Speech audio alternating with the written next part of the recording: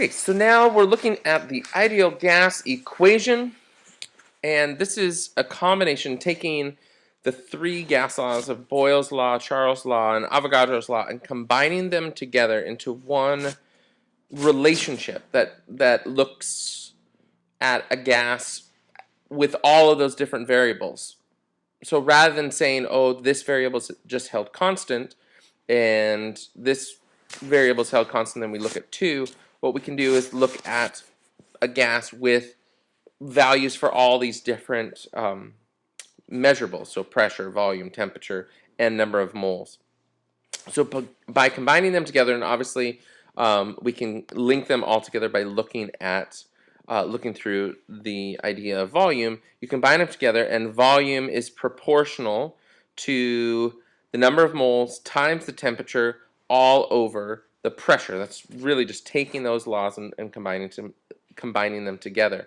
Now, what we typically do, sorry, let me go back. What we typically do is, so this is a proportionality relationship, which is great, but it has its limitations.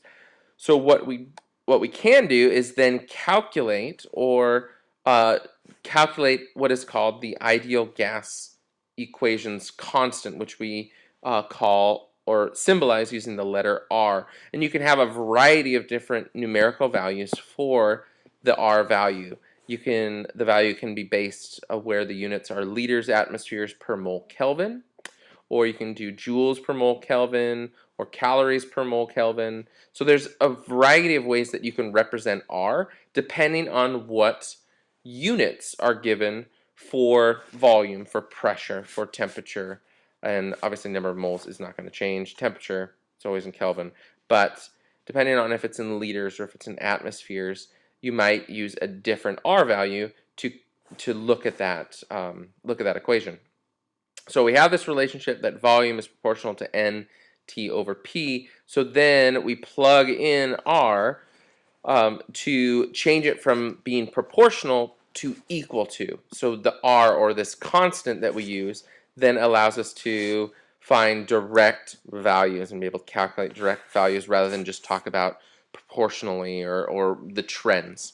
And so we get PV equals nRT or perv nert, and that R value is based on those pieces there. And so what we're going to do in class is just work with the ideal gas equation and determine values. And yeah, so that's what we're going to do tomorrow in class. And we'll see you then.